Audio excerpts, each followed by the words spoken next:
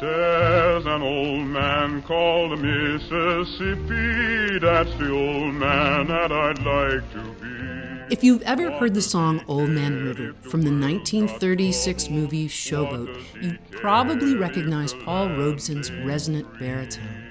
How did a tomato from the former Soviet Union come to bear the name of one of America's most pioneering and controversial performers?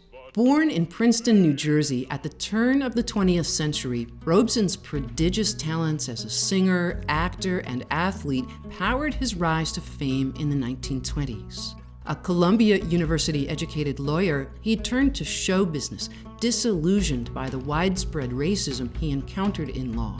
In 1924, he debuted the lead role in playwright Eugene O'Neill's All God's Chillun' Got Wings, despite threats of riots. A year later, he wowed London audiences with his performance in O'Neill's Emperor Jones. In 1928, Robeson played Joe in a London production of Showboat, and later appeared in the Hollywood version too. But by the time of his lead role in the Broadway production of Othello in 1943, hailed as a milestone in race relations, Robeson was under FBI investigation for his political beliefs.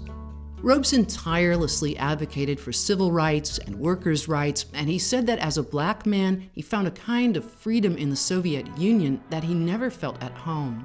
His embrace of the brutal Soviet dictator Joseph Stalin and his refusal to renounce communism helped to land him on the infamous blacklist of Senator Joe McCarthy in the early 1950s. For a time, the US government even revoked his passport. Robeson eventually moved to England, but ill health and other personal circumstances drew him to Philadelphia, where he died in relative obscurity in 1976. Shunned by the American government, Robeson was embraced in the Soviet Union, which is how this sweet and smoky fruit with the brick-red skin surely got its name.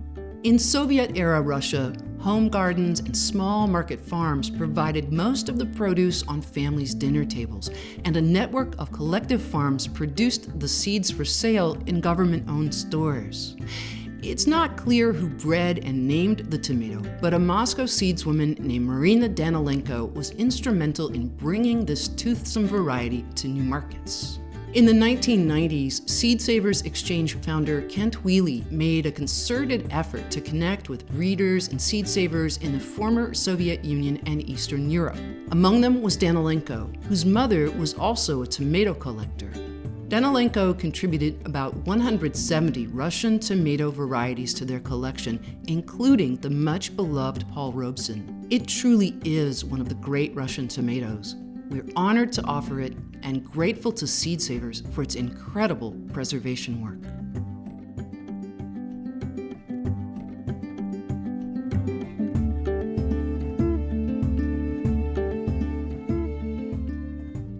Thanks so much for watching Seed Stories. We love bringing you the backstory on these amazing varieties. Be sure to click the subscribe button so you won't miss a single episode.